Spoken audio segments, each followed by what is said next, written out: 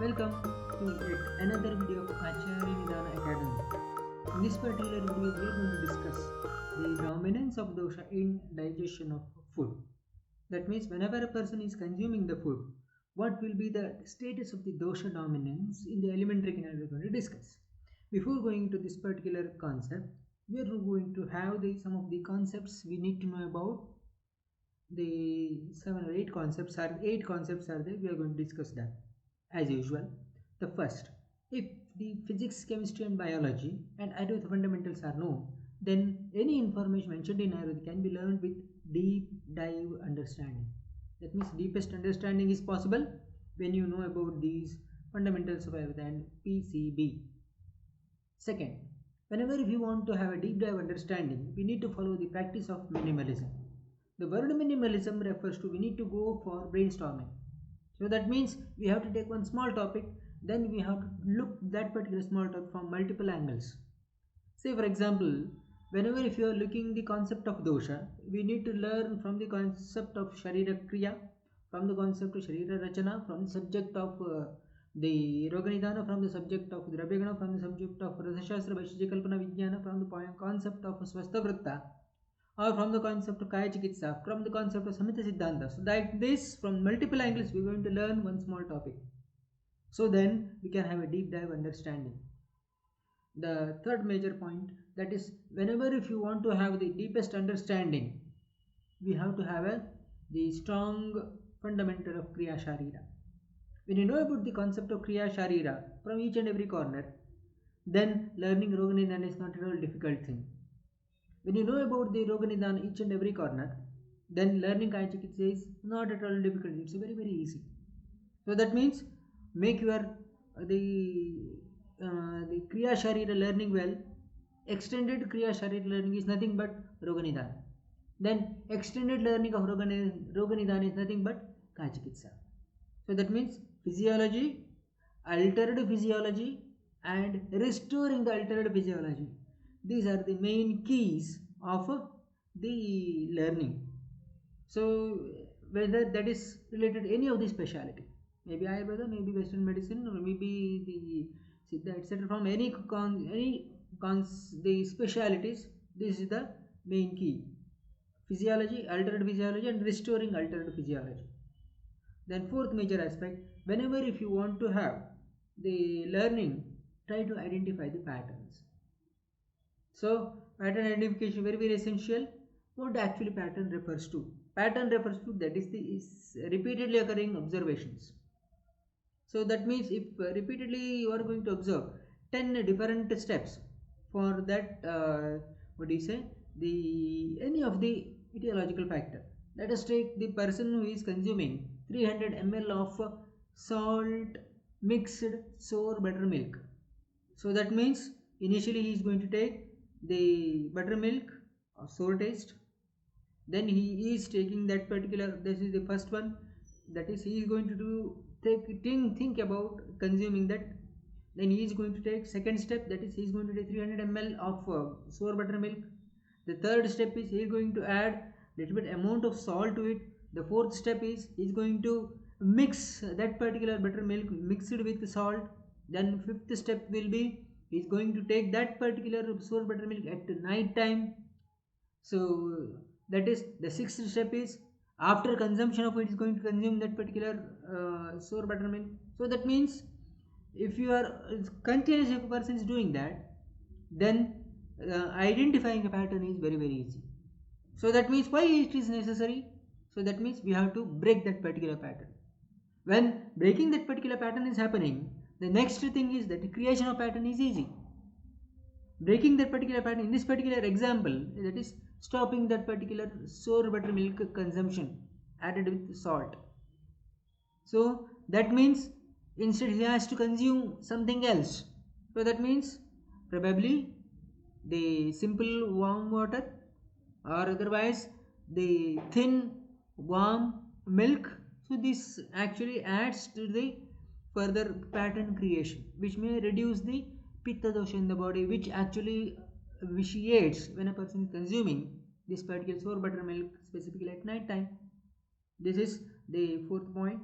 No compromise will in Ayurveda fundamentals. Learning will be considered here, and sixth one, follow one particular mentor.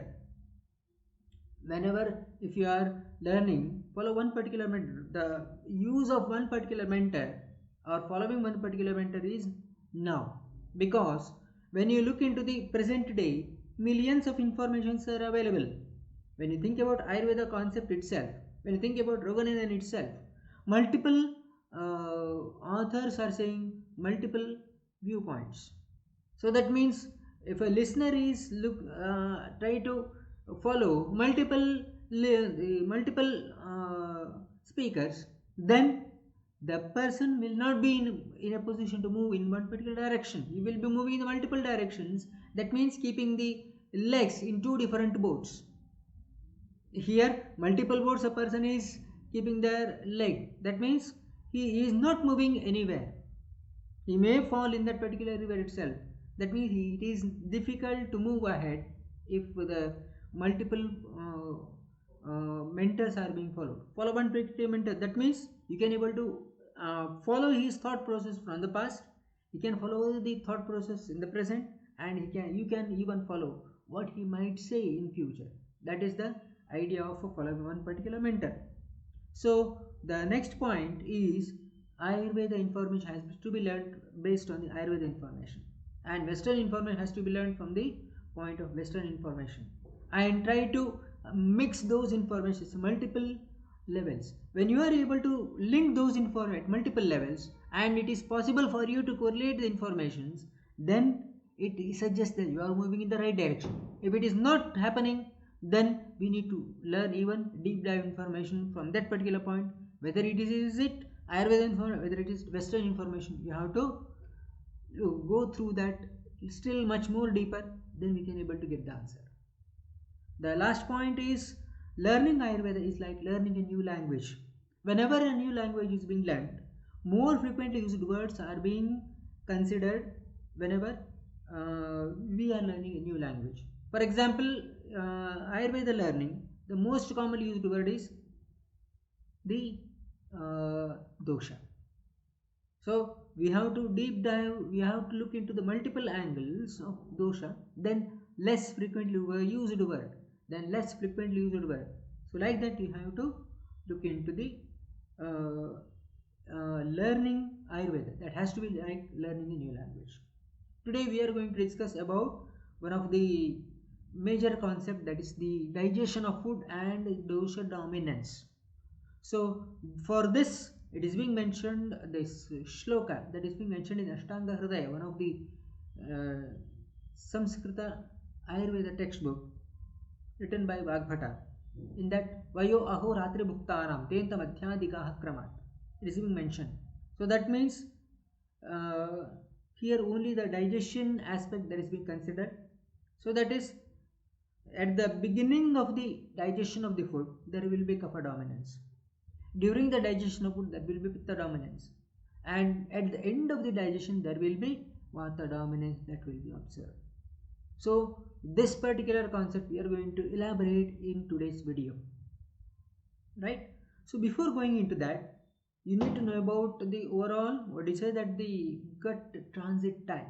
So that means it is the movement of the food that takes place from the mouth to the anus.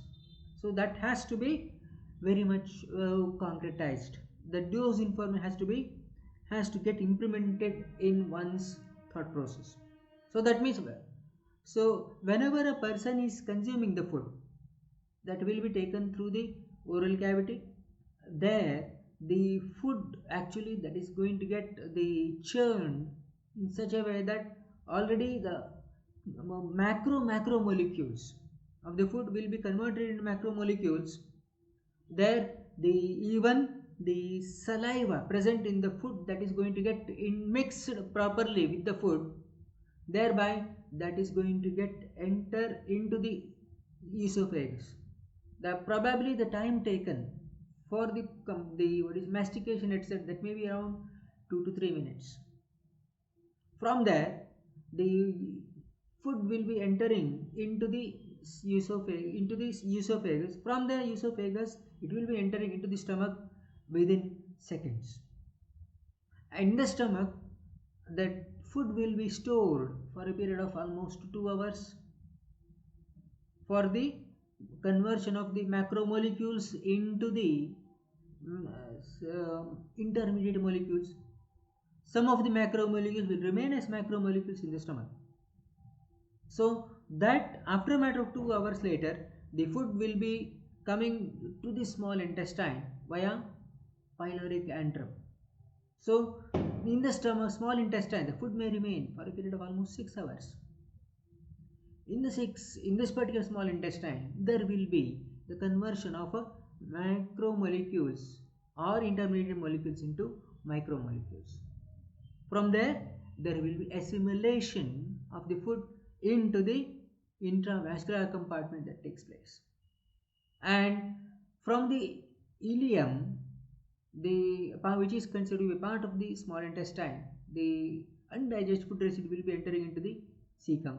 That's a part of large intestine.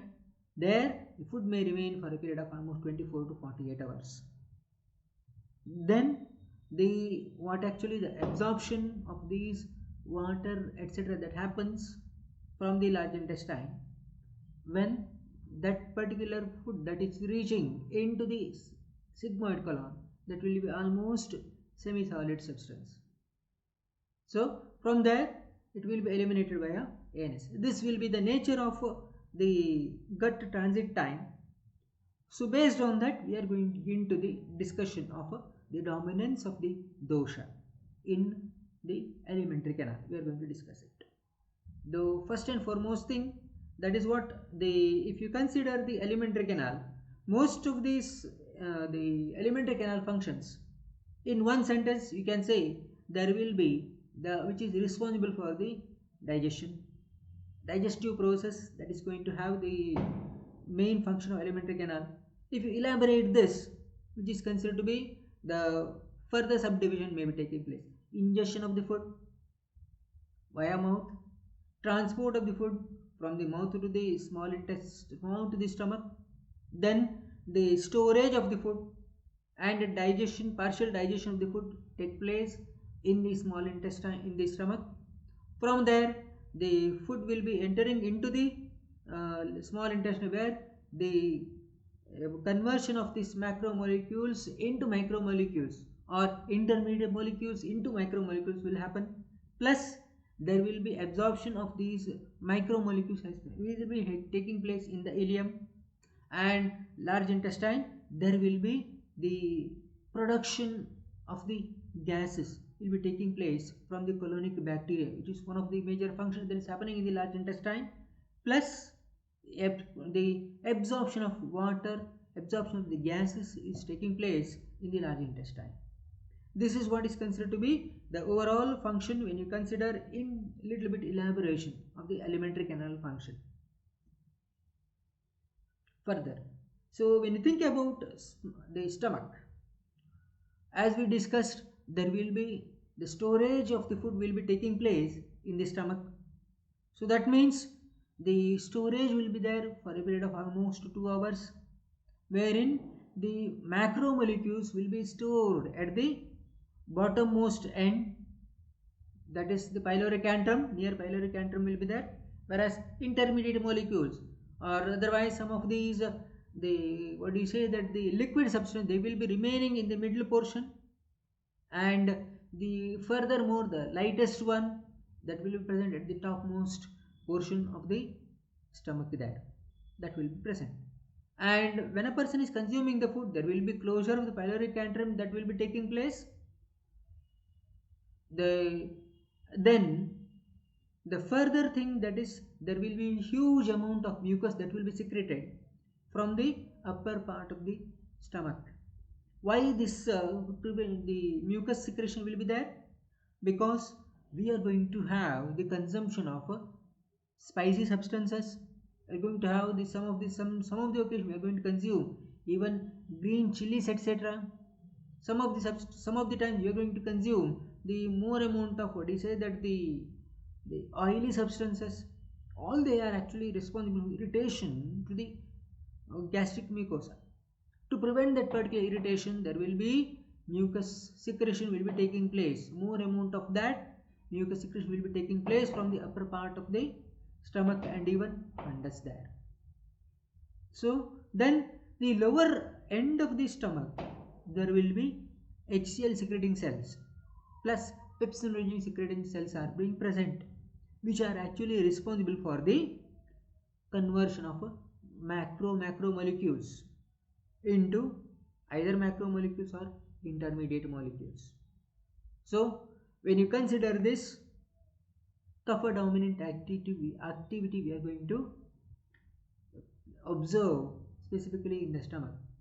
Storage, then the more amount of mucus secretion, so which actually helps in the prevention of a mucosal damage, gastric mucosal damage that is going to take place. This is what is considered to be the activity of Pitta kapha dominant activity. Whereas when you consider the small intestine, there will be as soon as the food that is coming from the pyloric antrum into the small intestine, there will be the secretion of intestinal enzymes or secretion from the pancreas and liver that is going to come into action. Thereby the macromolecules or intermediate molecules will be converted into micromolecules, and these micromolecules, as they move from the jejunum to ileum, there will be reabsorption or the absorption of these micronutrients that will be taking place or micromolecules that will be taking place, so which is considered to be assimilation of this substance that is going to happen.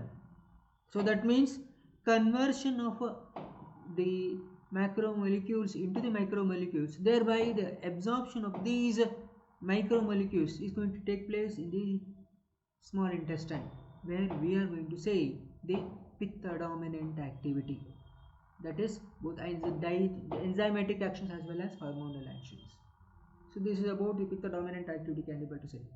When you consider the Vata dominant activity, which is considered to be more prominently observed in the large intestine. So here only the two examples let me put forth, that is the absorption of water and absorption of air. When you think about air, nearly around the 7-10 liters of that will be air that will be entering into the large intestine. So that means one of these, the three sources of the air, that is one, that is through the swallowed air, that is one. Second thing, the gases formed during the digestive process in the small intestine. The third one, the gases are formed by the colonic bacteria present in the large intestine. So these are the three main sources of the air.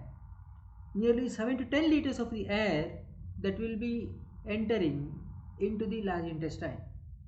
So among these, nearly around 600 ml of air that will be expelled via anus.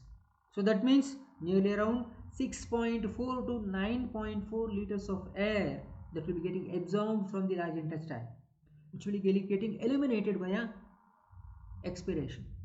This is one thing where more amount of the gases are being absorbed from the large intestine.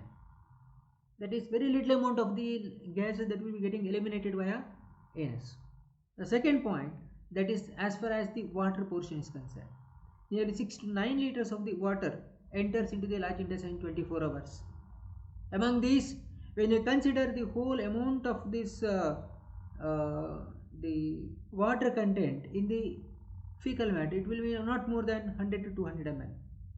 So that means nearly around 5.8 to 8.8 liters of water that is going to get absorbed from the large intestine. So that means when you consider the air as well as the gases as well as the water content, more than 99% of these going to get absorbed from the large intestine into the intravascular compartment. This indicates when these movement of these the food residue after the absorption of the gases and water, when they enter into the sigmoid colon as well as rectum, they will become solidified substance. So that means which is indicative of one of the Vata dominant activity there. In other words, So the type of ahara what a person is consuming, that decides the dominance of the dosha during the digestion of food. So at the beginning of the digestion process, kapha dominant activity that is going to get observed specifically in the stomach. During the digestion of the food in the small intestine, pitta dominant activities are being seen, and during the end stage of digestion, specifically in the large intestine, vata dominant activities are being observed. So let us end the discussion for today.